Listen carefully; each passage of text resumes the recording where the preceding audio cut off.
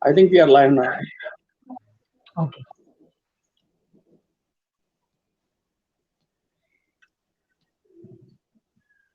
Are we live?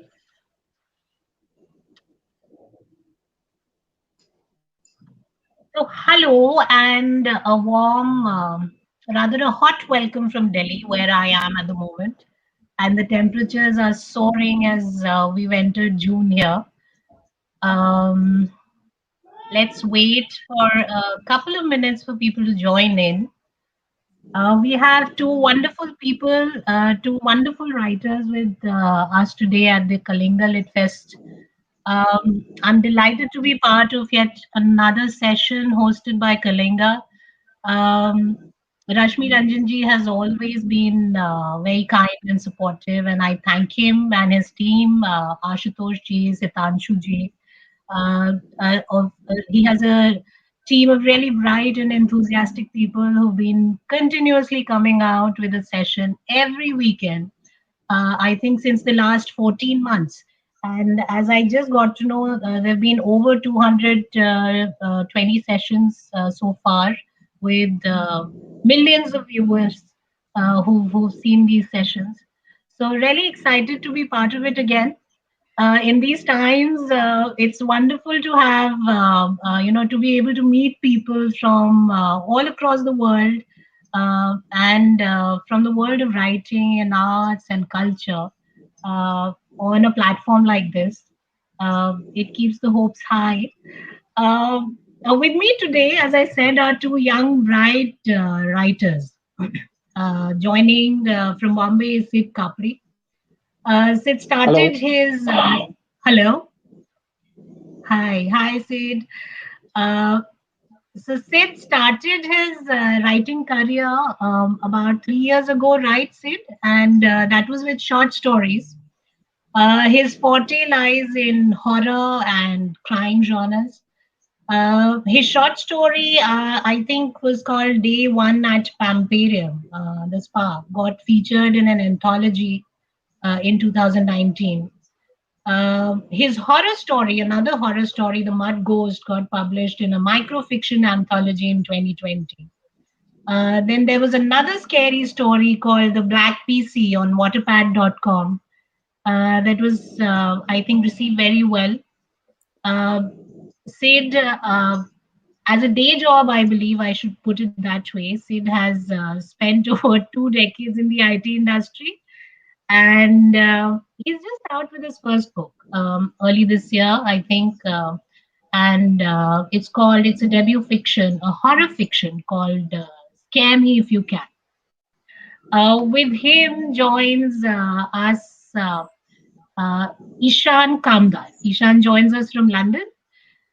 Ishan has a passion for all sports, and probably that is why it was natural for you, Ishan, I believe, to write your first book in the genre of sports fiction. Uh, Ishan is a regular follower of cricket, golf, rugby, football, American football. That's quite a lot of sports, and he's a keen golfer. And his regular day job includes being the managing director of Comline Auto Parts. It's a car spare parts business based in the UK and Europe. And Ishan again is out with his debut. As I said, a cricket fiction called It's Only Live Once. We'll get chatting with both of them today. We'll get to know more about their books, their writing, the entire journey shortly. Welcome, both of you. Welcome, Ishan. Welcome, Sid. And lovely to have you here today. I'm glad we were able to make it for this session. Thank you, Lipika. Thank you so much. Pleasure to be here. Thank you. Thank you. Ishan, let me start with you first. Your book highlights a change, the way sports will be played, and moreover viewed in the post-COVID times. Tell us a bit more about this entire idea and how you got down to writing this book. Thank you very much, Lipika. And also, please let me say a big thank you also to Mr. Rashmi for inviting us to the Kalinga Literary Festival today.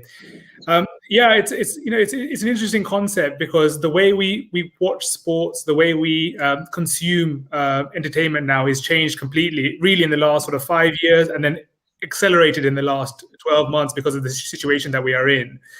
Before, you would go to the match, or you'd go to see something live, some action live, and then that would be the end of it.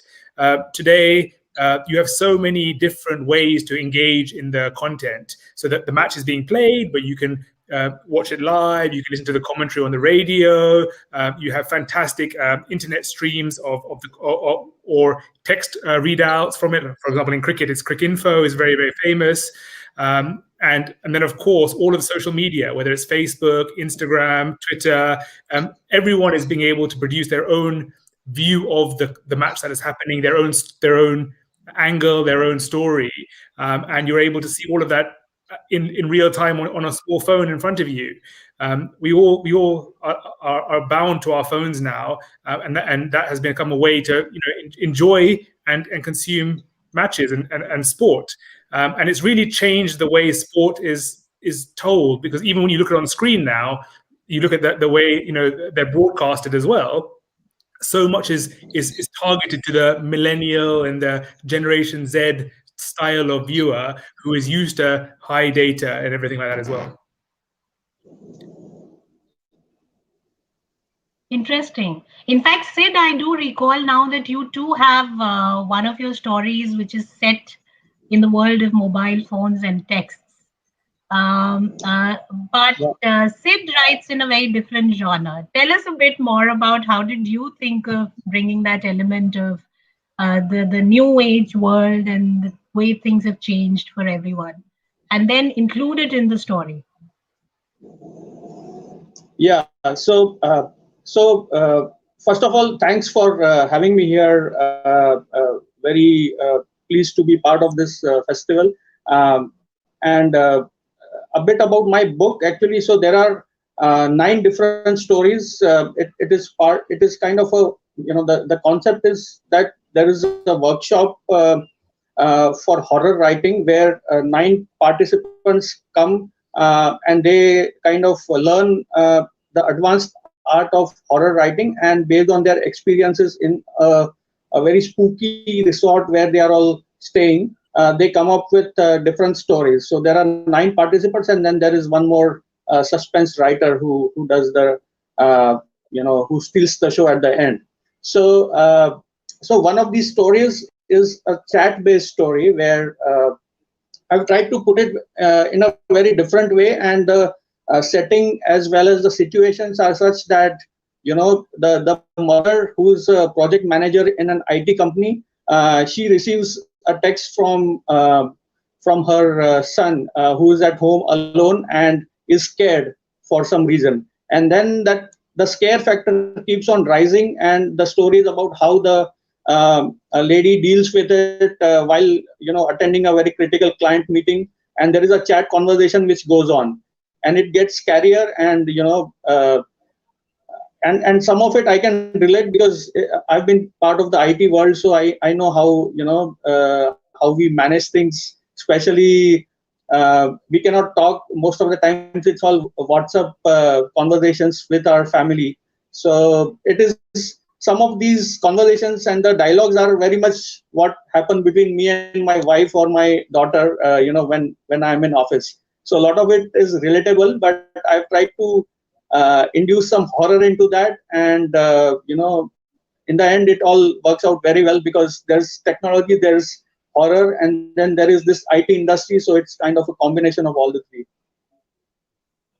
So both of you draw a lot from your regular day-to-day experiences as well. Ishan's book is set at the grand backdrop of Lords, where England faces India in this one-day international. And the match is brought to you by Pigeon Cricket. And he's experimented with putting the book as a live commentary of the ODI. Ishan, while I do see, I think it was today or yesterday, people enjoying a game without masks in the UK. But coming back to the question, do you see that there's a permanent change in the way people will consume cricket or any other game for that matter? You see that happening? Yeah, for sure. And you mentioned Lords just now. Obviously, England are playing at Lords at the moment. We're hosting Yes, New Zealand. yes, The, yeah. the big problem with the UK is that today it's fantastically sunny outside, but yesterday it was raining sideways, and the match was pretty much rained off all day. So every day is a different day when it comes to watching cricket in the UK. Some days you'll get lucky and some days you don't. But yeah, for sure, the way we're going to watch cricket in the future is really, it has already changed, and is going to continue to as well. The IPL, it was it's so successful over in India, but now that's broadcast all over the world, and because it's broadcast all over the world, the timings of when you watch that match also are so important, right? So if you're in the US, for example, and you're trying to watch an IPL match, it could be at 10 o'clock in the morning, middle of the work day. So you're sort of half having to watch it in the background of work, or you're watching it on the side, or you watch the highlights. You watch at the end of the day, you watch the highlights of the match as well. So it's become a very global business, and all of these guys who play they're all massive superstars, and everyone wants to watch them and ply their trade and do their thing, and we all want to follow them, so we all want to watch them, and you have to try and get there however you can, I suppose. Only when it's not raining, though. Cricket doesn't do well in the rain. But there is a very interesting sector. I mean, in the book, the way you've written, it's as I mentioned, it's a commentary style. Yeah. And you've also picked elements of conversations on the social media between people who are watching the game, from the comforts of their homes. I mean. Yeah. So, how did that idea come to you? Of creating a setup, an entire setup which is virtual? Yeah, it's really interesting. So a few years ago, I was watching a BBC documentary called, I think it's Planet Earth or Planet Earth 2, I think it might have been, which is a documentary talking about the world we live in. Like there's some blue whales and all the natural world. And as I was watching it live, I was sort of following it on Twitter at the same time. And you find that the people who are watching at the same time as you, the world, are extremely clever, extremely funny, have great insight into what's going on in the screen, and you can sort of experience that at the same time while you're watching it on TV in front of you on your phone as well. And the same thing happens in the cricket as well, right? So when you're watching live sports, there's one version of the truth. So the commentators are always quite neutral. They might pick sides, they might not, but they're generally, just explaining what is going on. And on Twitter or on social media in general, everybody has a side, everybody has a point of view, everybody believes they are right. And it's a fantastic way to see the different points of view, see really, really smart people, or, to be honest, really, really stupid people as well, talk how they're experiencing the game, how they're experiencing what you're watching. You're watching the same thing, but how they interpret it and what they think is good and what they think is bad. And especially, when nationalities come into it, whether you're an India fan, whether you're an England fan, New Zealand fan, whoever, how that manifests itself also in the conversation is really a different way to watch it. And you get so many different perspectives and point of views that you don't get on TV, that you don't get from the normal commentary. And it can be quite interesting. So I tried to bring that into the story. And so I have some crazy people on Twitter shouting and screaming, and they don't quite swear in the book, but they could be swearing as well, because that's what happens on Twitter. But that it's a different way. It's not what the official commentary is, let's say, but it is a very important part of how we watch matches now. Right. I'll come back to you, Ishan, and we'll talk more about this. Sid, yours is a book that is set in a spooky resort in Mahabaleshwar. And you too have given a very interesting treatment to the way you've put the book together. So there are 10 stories, 10 different stories that are weaved into the entire narrative and come together as one, at the end of it. And there's this best-selling author well. It's set in publishing. So there's this best-selling author called Sivan Singh, and he's conducting this horror writing workshop. And then there are 9 participants there who are part of that workshop, and each one is required to share one story a day and try to scare the others. Right? That's how it is. And they all stay there, and there are some eerie experiences, and there are some prophecies and sinister sequences, and whole lot of action packed into every day. How did you think of uh, giving that kind of treatment to the book, where there are 10 short stories that confluence into one? Yeah. So when I began writing, I began with short stories because I first wanted to experiment a bit to kind of really understand if my stories would be liked by people, as well as short stories are easy to read. So the beta readers that I have, especially the guinea pigs that I call from folks from my school group, so I subjected them to these stories, and tried to get their feedback. And I also kind of took part in the Times of India Write and all of those competitions where I could submit my short stories. And then since I was new to fiction writing, it took me a bit of time to kind of master the art. And then I found that it is very interesting and challenging and fun also to kind of scare people, right, rather than making them laugh. So I decided that let me give a shot at writing horror. And it was a completely new turf for me, because in terms of reading also, I have always been a fan of the thriller stories, mainly by Robin Cook or John Grisham and Sidney Sheldon, and those kind of books were the ones that I read when I was really into reading.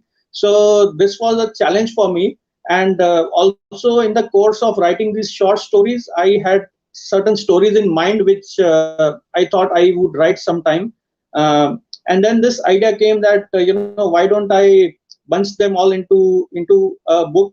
And what I did is I kept them in the increasing horror content kind of a feeling. So each story is like a game, right?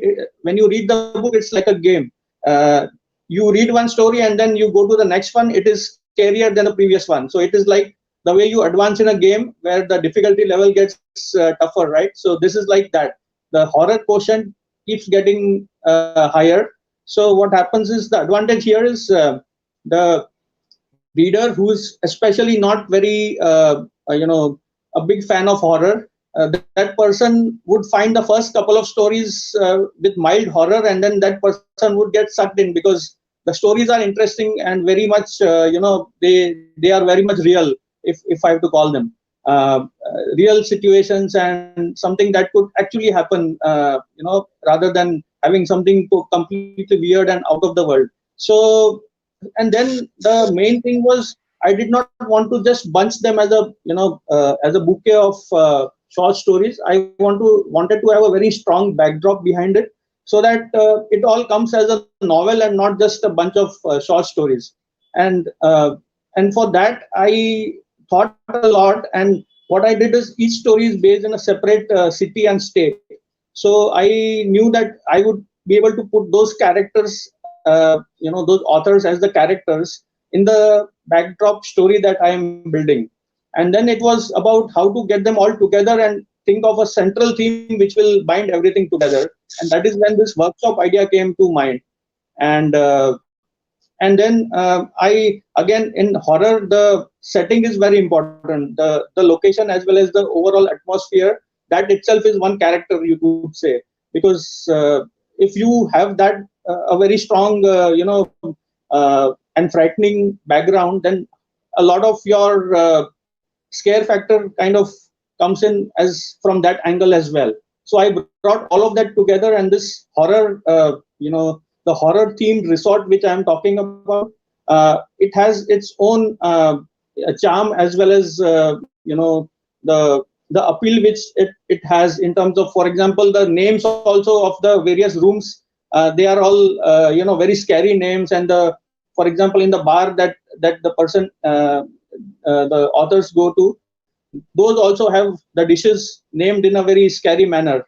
So it all adds up, and as a package, it kind of brings everything together from a horror perspective. So that was what worked out very well uh, to complement the main the 10 stories that I had written.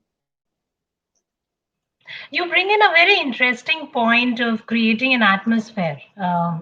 And while it is very true, even the atmosphere, having a character. And that is the sense I also got from Ishan, your book, that, you created an atmosphere that had a character of its own. Uh, tell me about this journey of your writing, especially because it was your first book. It wasn't a genre which is very common, to find literature in. I hear a lot of writers talk about how they read a lot to write better. But how did it go for you? How did you go about the? And I'm sure a lot of people joining us today who are in the process of finding that first book would like to know both your views, because both of you are out with your first book. So starting with Ishan, I mean, how did you think of that atmosphere, the giving it a character, and then the entire writing process? How did that come about?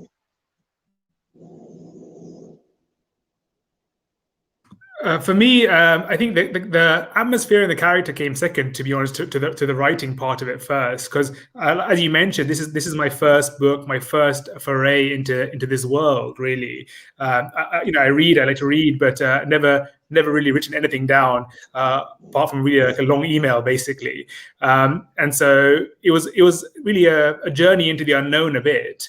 And it all came about because of COVID, really, because of the lockdown we were in last year. And in the UK, it started around March, April time, and was quite serious for the first 4 or 5 months. Everything was closed. We were asked to stay in our homes and not do anything. But also, all of that live action was also stopped, right? And you mentioned at the beginning of the conversation how I like a whole wide range of sports. They were all closed off, unfortunately, and so I had to sort of create. Sorry, I had to entertain myself in some way, and in order to do that, I started writing. Sorry basically. to interrupt. Sorry to interrupt. There is a little disturbance. Are you also finding the same? Are you finding an echo? Yeah. Okay. Yeah, it was not clear. The voice was not very clear, and I think there was some disturbance in between in the network or something, I believe. Okay, sorry, Ishan. Yeah, so you were saying that the writing came to you first. Yeah.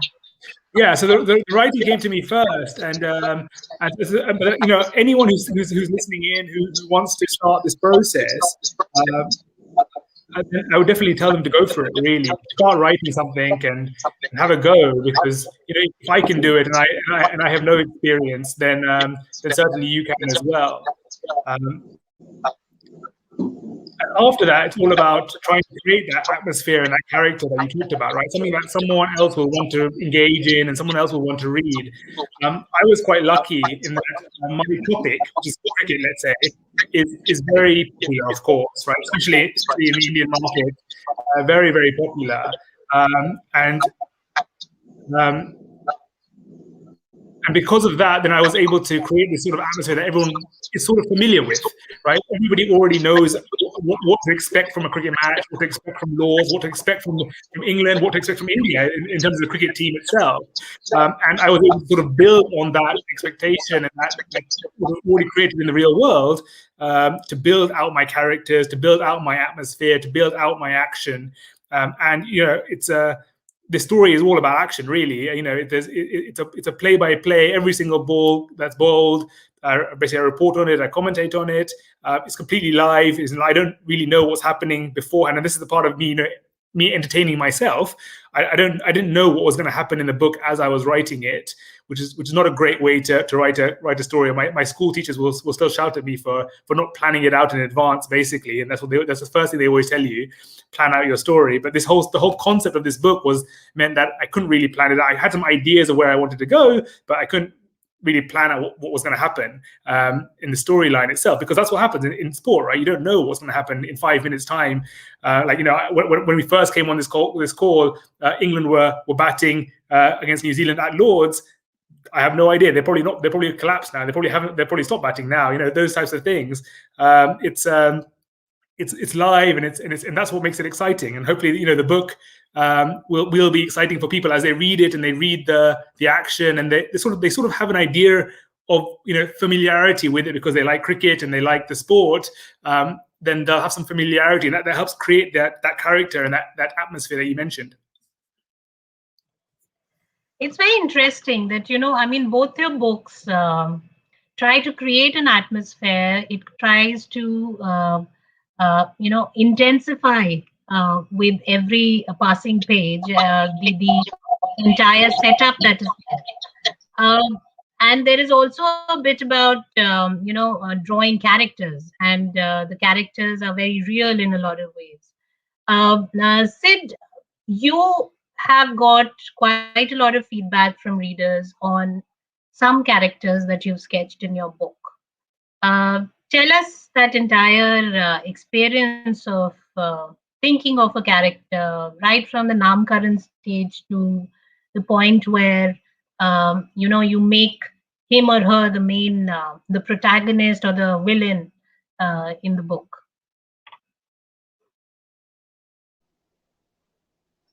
So I have some very interesting characters because, as I said, my stories I've based them all in different cities. So, for example, I have this story of a cab driver who drives through the RA colony in Mumbai, which is kind of, in the night time, it looks very lonely, and it is kind of in the middle of a jungle. So there are some cases of wild animals also coming into onto the road and all that.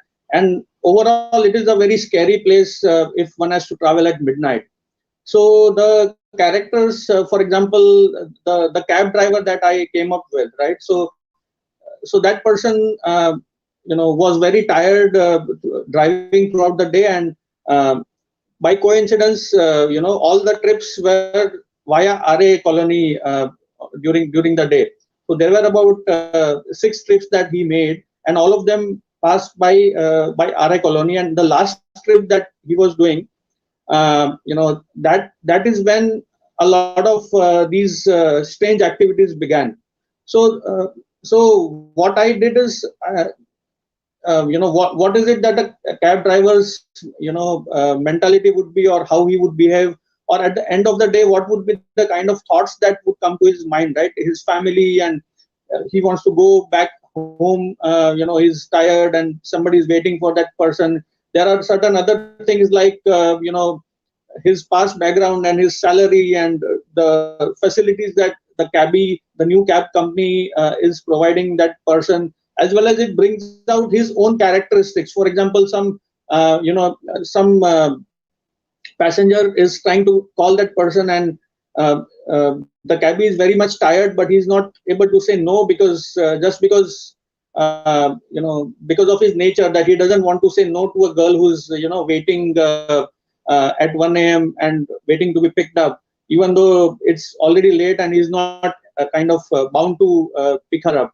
So the entire psyche of that person and his life also comes out, and that is how I've done that in various other stories as well. So, for example, there is one based in Gujarat. So I've put in some elements of Gujarat. Even the food is all kind of fafra, jalebi, and undiu, and all those kind of elements that I've brought in based on that person's choice and the person, the taste of that person. So I have tried to use every possible element of the city as well as the person's traits. I've tried to combine them and then use them, so that even the names, for example, I've kept them very real. And for example, if somebody is working in an IT company, then the name would be appropriate to something more suited to the IT industry, rather than somebody who's a farmer. His name is slightly different and tuned to that kind of a rural setting. So I've taken care of the background of each person, the age of that person, and the likings and all that, and then I've tried to link the names also to each of those characters, so that they become as much believable as possible and as much real as possible. And even in terms of the appearance and the clothing that they wear, and the way they walk also, in some cases it's all it looks like, if you meet that if you see that person, then you would know that yes, this is that character, right? So it's up to that level I've tried to put in my thoughts for each of the characters. Nice. In fact, Ishan, that even in terms of characterization, you have, while you have experimented with your writing, you've also experimented with the fact that you bring in a female cricketer in a mostly men's team. That's an interesting aspect. I would like to know more about this thought. What went behind bringing in this? And interestingly, there's no love interest or any angle which usually you will think of when it comes to having a woman in a men's setup. It is a pure game, and she's damn good at it. So tell me something about Sonia and why the characters, the kind of characters that you've chosen.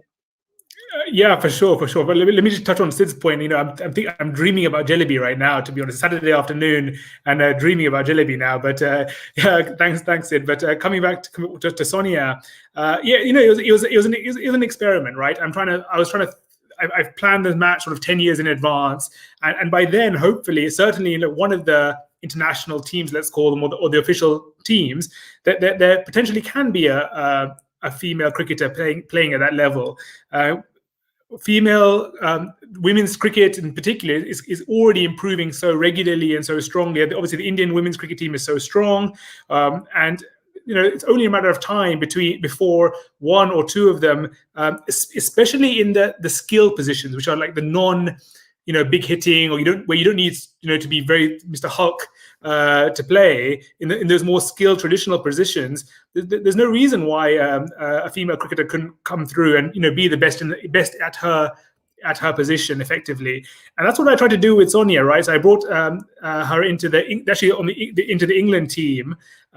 She's a leg spinner for them, bats down the order at number 8 or number 9, and yeah, has a really, really good game. I obviously won't give away too much about how she does, but she's a star of the game basically, because but not because I wrote it like that. It's because that's how the game played out. And it really, in that sense, the characters are really interesting while they're live, and this is true of cricket in general. But as soon as you get out, or you're no longer there, people forget about you very quickly. So you have every single moment of the match you need to be contributing.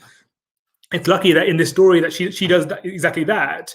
And hopefully, at some level, as people read this book, and in particular, ladies and girls read this book, then hopefully they can get some inspiration from it as well, to say, look, this thing is possible.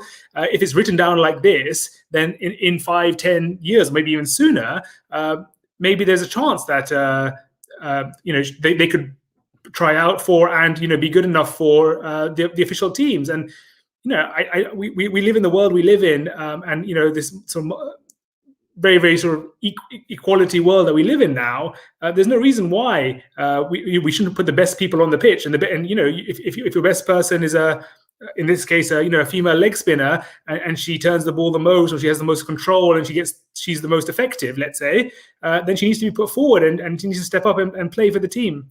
So there's no love interest particularly, because that's not what the story is about, as you mentioned. But there's no need either, right? She's there on her merit. She's there because she's good enough, certainly for that position, and good enough to be in the team. And hopefully that's some inspiration for all of the girls out there who are sort of in their 10s and 20s now, who are looking to play cricket or looking to play sport in general, to say, look, there is no ceiling. Glass ceilings were a long time ago in a different generation, and this book is sort of proof of that as well. So hopefully, they take a lot of inspiration from it, but also get to enjoy the character, because she makes a good contribution to the game, and obviously she does well. So hopefully they enjoy the character as well. At this point, why don't you read a short passage from the book, Ishan? For sure. Yeah, just to give a flavor. Yeah, for sure. And the passage I chose to read is, I guess it's about a page, I guess. So it'll take about a minute and a half to read it, I suppose. The passage I chose is towards the beginning of the book, because the further I go into the book, the more information it gives away, and more information about which way the match plays out. But one of the passages I'm going to read out is effectively introducing the Indian cricket team to the audience, to the Kalinga audience. For those of you who are fans of cricket, you'll sort of recognize the way I'm talking about it, and effectively it's a commentary conversation between two commentators as they're discussing the people. But also, although obviously the names are all fictional and the names are and basically I just made them all up. If you are a fan of cricket and you're a fan of the India cricket team, you'll start to hear that sounds a bit familiar, or that sounds okay. That I can sort of see how he's come up with that as well. So I'll start. I think it'll take me about a minute, I suppose. But 9:45. Welcome back, everyone. And before we get into analysing the teams, let me give you the Indian team sheet in batting order. At the top of the order, we have Kumar and Kapoor. Ankit Bihari, third, followed by Captain Sharma. Trahar at 5, AP Singh at 6, who will also take the gloves. Nikhil Panda at 7, Shubhankar at 8, with Mopal, Puran and Khan bringing up the tail. I'm also pleased that Bobby Jungan has rushed upstairs from his official engagements in the middle to join us in the commentary box. Bobby is an ex-captain of India and son of the late Parvinder Jungan, who this trophy is named after. Bobby, great to have you here with us this summer. And first, over to you. What do you think of the Indian lineup? Thanks, Patty. It's great to be here. The Indian lineup is pretty much as expected, and basically the same 11 that they played in Canterbury in the warm-up match. Bihari is back in the side now, after his side strain has healed, and Umesh will be doing the drinks duties. India will miss what Umesh can do with the ball and his experience in English conditions, but you can't leave out Bihari if he's fit. Pat, let me jump in here. Bobby, this is not a strong bowling attack. I expected India to make more changes given the conditions they are playing in. These guys are fast, but they lack control and can't really put much movement on it. I think they have to go with their best attack, and this is it. Maybe on a bouncy oval wicket or a small Trent Bridge ground, you choose others. But here, I think you put out your best and ask them to step up. My only concern is Mopal. He had a lot of overs in the IPL, and given the party in Goa after they won, only to make it out here a couple of weeks ago, he hasn't had much acclimatization as much acclimatization as the rest of the group. Umesh, who had a fantastic IPL, could have filled his spot and added something with the bat. But Sharma clearly thinks Mopal is the better pick. Two spinners in these crazy conditions? Okay, there I agree. It's a bit strange at Lord's to have two, especially against such destructive batsmen. If the pitch doesn't spin, then it's a very big risk, and you don't have anyone else to turn to. I guess they have tried to read the pitch as best they can, and they see something that we can't. Fascinating. It's and I must say, because I've read the book, and I must tell the readers, whoever is joining us or will be viewing this later, that it's not easy. It's not an easy book to read in the first go, and I think Ishan makes it very, very clear right in the opening passages of the book that if you're not into cricket or maths, then this is not the book for you. I'll come back to that. Yeah. Cricket, especially, if you're not into cricket, I'm sorry, but this book isn't this book is not for you, unfortunately. It's very heavily cricket. It's but if you like cricket info, you like Twitter, and you like that sort of style of writing, or at least you're used to that style of writing, cricket info in particular, then you'll love it. Then it will hopefully will flow quite naturally for you. So hold that thought there. I will come back to it. Sid, your book, it's your first book, and it already has got a must-read tag from the Times of India. And it's been an Amazon bestseller. Tell us, how it feels when you put in your heart and soul behind that one thing that I think you were trying to get out for the last several months, and you finally find it taking shape, and then suddenly you get this a whole lot of attention from readers, from media, from people. How does it? I mean, it feels nice, of course, but how does it impact your writing? I would like to know that. Does it really does it go the way, is it distracting, or is it encouraging, or is it a mix of both? How does it work for you? How has the feedback coming in from readers really worked for you? Sure. Good question. So yeah.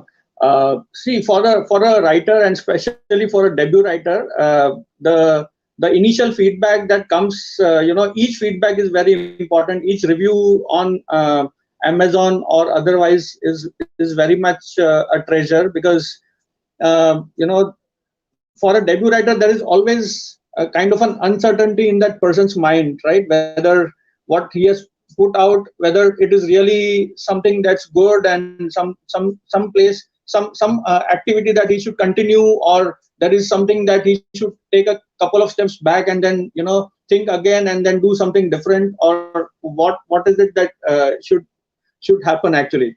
And especially when it comes after such a long wait, because publishing wise also, because of the pandemic situation, it took several months for the book to come out. So in between, there was a lot of apprehension on what will happen, and there was a lot of anxiety that once it comes out, what would be the reaction of the folks, and whether people would even read it, and all of that.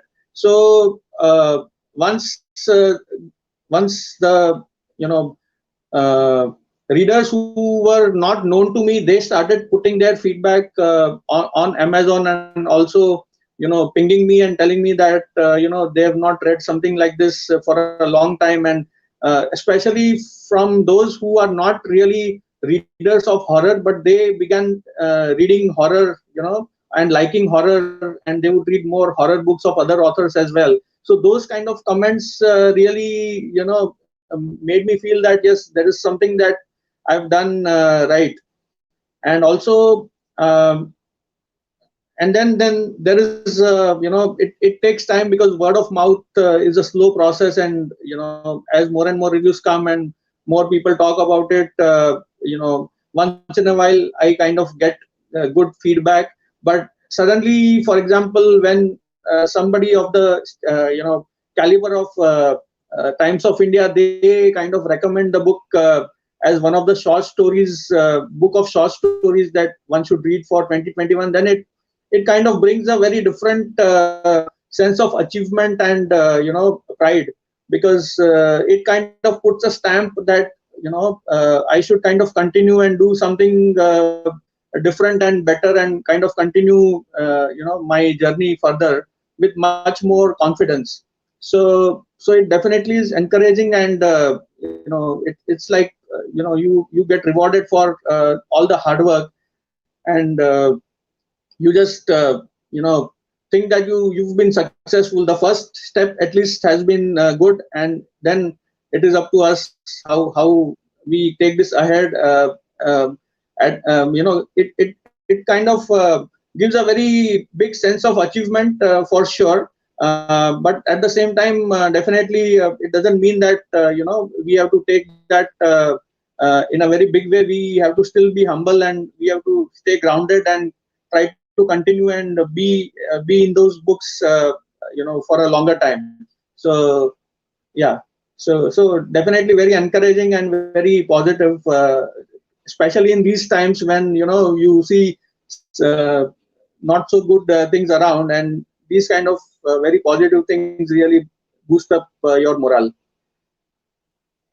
Ishan, even with your disclaimer, you have had readers give some really glowing reviews. And apart from the media coming in from the for the book, and this new, this newfound celebrity status that you all feel, how does it how does it affect you? I mean, as a writer, and I know that both of you are writing your next book. So how has it uh, how has it impacted or affected you? Obviously, I really appreciate all of the really good reviews that I've got, especially on Amazon. But I wouldn't call myself quite a celebrity yet. I only have 130 followers at the moment, so I wouldn't quite call myself an influencer either.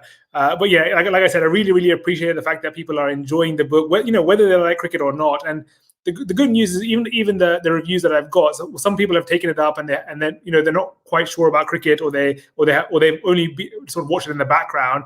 Even they've said that they've enjoyed it, even though they only understood parts of it and things like that. So, but yeah, so it's encouraging, and also the feedback is going to help. As Sid mentioned, the feedback is what inspires you to keep going, right, and to write again. So my book, in theory, is part of a 3-book series. It's part of a 3-match series. So this is the first one-day international win India in England. There's 2 more matches to follow, and I'm in the process of to start writing those. And the more good feedback you get, like Sid said, it's more encouraging and gives you more confidence to write the next one and to put more effort into the next one as well, and also come up with more different and interesting ideas. I think the second book, certainly for me, is going to be harder, because all your good ideas you used up a little bit. All of the ideas that you had, you built up over the last 10 years, you've used up in the first book, and now you have to sort of create something new and something more interesting as well for the readers that who stuck with you and bought the first one and reviewed it and enjoyed it. You have to entertain them again, and so it's harder to come up the second time with interesting things to talk about and an interesting plot, an interesting story. So it's hard work, but the more and more feedback we get, the more and more people enjoy the first book, this book here, and same, I guess, Sid's as well, will give us confidence and encouragement to get writing again and to write the next one. And anyone who is interested in writing books, or interested in putting pen to paper, I would definitely say to go for it. It's a really interesting, it's a very different experience, but it's a really interesting way to get your thoughts on paper and then put it into a novel, and then you get to see it on Amazon, you get people buying it and then reviewing it. The whole sort of circle of the process is really rewarding. So I'd highly recommend it. At this point, well, it's day in the UK, but it's night here in India. And Sid, why don't you read a passage to scare us a bit? And then we get back to our chatting. Okay, let me read a para here. Okay, so the setting is that the authors have all gathered for their breakfast, and Kavita, who is one of the authors and one of the participants, she's narrating her EV experience, right? So as I said earlier, all the 9 stories are based on the personal EV experiences within the resort that they are staying. So this one is from Kavita. Kavita seemed a bit disturbed. After hearing a couple of weird experiences, she said, "Know what? I was returning alone from the Dud Hai Disco pub at around midnight yesterday. The elevator doors closed with a creaky sound, and the box lingered up at an ant's pace. Out of nowhere, a pungent odor enveloped me as if some gas had been released inside. I felt nauseated, and after an excruciating 6 minutes, I managed to reach the fourth floor. I was about to get into my nightgown when the middle-aged farmer from the portrait painting on the wall ogled at me. I pulled a comforter over myself and lied motionless. When I woke up today, guess what I found? There was no portrait at all. The frame had a damn mirror instead. Sivan and a couple of others sympathized with her. The other participants continued sharing their odd experiences.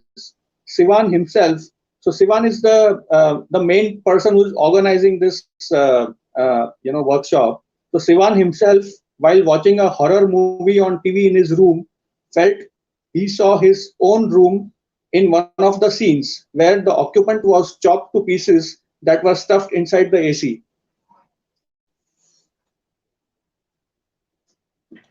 That's gory. I've read a few of the responses that the readers gave, and a lot of them have specifically, they've picked up those stories which are really gory, and they've mentioned them in their reviews. At this point in time, let's maybe take a few questions from the audiences who joined in. Mayank Mahajan says the book sounds exciting. Thank you. I believe you're talking about both cricket and horror. Yeah. People will love both. The details and narratives seem. Thank you, Mayank. I think both the writers are going to be excited to see all the response that's coming in.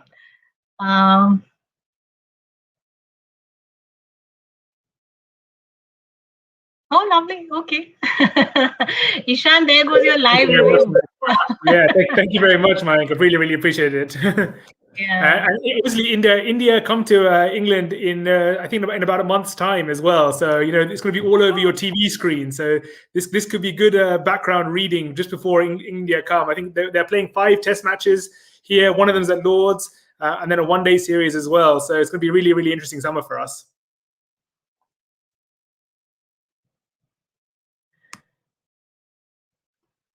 Thank you. It's a nice conversation. While we come, I think they're bringing up the some questions and comments that we've got. In the meantime, one question that I had in mind was about the titles of the book. Sid puts it completely forthrightly, saying, "Scare me if you can." And Ishan, you've used "It's Only Live Once," and both are very interesting. I mean, the moment you hear of it, you would like to know more. How did you come about thinking? How did you go about the process of the Namkaran? How did you think of the title? Was it you? Was it something that triggered a conversation that triggered it, or a suggestion or advice from friends and family and readers? Tell us about the topic, the title of the book. Okay, let me go first. So my title is something that I was looking for a title where it could be challenging, because ultimately on as the plot of my story or the novel goes, on the last day of the workshop, all the participants have to narrate a short story based on their experiences, or in whatever sense, and the idea is to scare the other participants and make them believe that their story is the best in terms of the horror. So the idea is to scare the others who are listening to it. So I was looking for a title around that scare factor, and there were about 10 to 12 that I had shortlisted, and then I tried to just play them in my mind, right, in terms of how it would sound or how it would look on my book. And a couple of them I just Googled, and I found that they were already taken. So I was looking for this unique thing, and ultimately I zero it down to this. And I also asked a couple of my friends that how does this sound, and they said, yeah, I mean, this is if it's not already taken, then yes, nothing like this. It really is apt. for the book, as well as it really makes you want to pick the book up. And of course, since the cover design also is something that's complementing the title, it all gels very well and becomes much more compelling, overall. Ishan, how about you? For me, it all came from YOLO. YOLO is you only live once, and it's quite a common hashtag on Instagram and on social media in general. And so I was thinking about that, and in the process of writing the book, YOLO, just go for it, write something down, and then as I was writing the book, and as I came to think about the concept of what it's all about, and in particular the live nature of it. I sort of came up with this rearranging of the words a little bit, and came up with "It's only live once," and it fits quite well with the book because, like almost cricket matches, or all cricket matches, and all live sport, you watch it once and you see it through, and then you know who wins or you know the result, and then really there's no point reading it again. And so my book is not one you really can reread. And if you really like it, then of course, no one's stopping you. But after you get to the end, and after you realize who wins and how the story plays out, that's it. That's the end. You need to wait to the next one. You need to wait to the next book to find out what happens next. And I mentioned that right at the end of the book as well. I said, thank you very much for reading, but and I see you next time. But you can't really read this one again because you know what happens now, and there's no point reading what happened, rereading it again. So. Yeah, and I said here it is, and I have my little pigeon on there as well on the front cover, which is part of my. I love the way it looks. I love the way the pigeon is peeping. Yeah. Pigeons are interesting for my book because they're actual characters in the book as well, and the pigeons sort of create some mayhem. Pigeons are really, really famous at Lord's. I think one of them's been hit as well. There's one stuffed pigeon in the Lord's Museum, but they add to the action because they create some randomness and they create some mayhem on the pitch. But the title really it starts from YOLO, basically you only live once. And then I sort of changed the wording around, and I've made my own hashtag IOLO, which is "It's only live once." And yeah, I hope people enjoy it.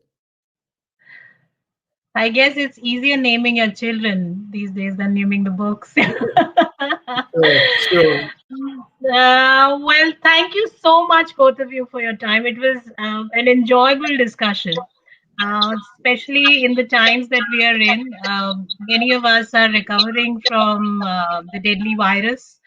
I, for one, on my 16th day of recovery, so needed this badly, to be in conversation with people about books, about their lives, about what's happening in the other parts of the world. Thank you so much, Sid. Thank you so much, Ishan. It's been wonderful having you on this platform. I think I must bring this up again that Kalinga has been doing some fantastic work. Rashmi Ranjanji himself has a team which was down with COVID and still is managing to put together these sessions every week for the readers, for writers, for everyone who gets benefited out of it. It's fascinating to see that, and it's very encouraging for everyone who's in the publishing world, who's writing or from the other arms of publishing. It's very encouraging to see that people do take interest in knowing more about books, knowing more about writers. I congratulate you, Ishan. I congratulate you, Sid, again on your first success. And I wish that many more such successes come to you. I look forward to your future titles. And thank you. Thank you for joining me here. Let me say, Lipika, from my side, thank you very much for your support, all the support that you give us. Really, really appreciate it. And to Kalinga and Mr. Rashmi as well, thank you very much for the opportunity and for giving us a chance to talk about our books. Really appreciate it. Yeah, same here. Thank you, Kalinga, Rashmi, and Lipika for arranging this. And Ishan, it was nice talking to you. I'm sure I'll buy your book, and I'm curious to read it at the earliest. And thanks everyone who joined online and spend time with us. Cheers. Great. Yes, please do buy each other's books and send me a pic. I would love to, have those as part of my collection. Thank you once again, and have a great evening. Have a great afternoon, Ishan, ahead. Thank you, and bye bye. Until the next time, we'll meet soon. Bye. Thank you.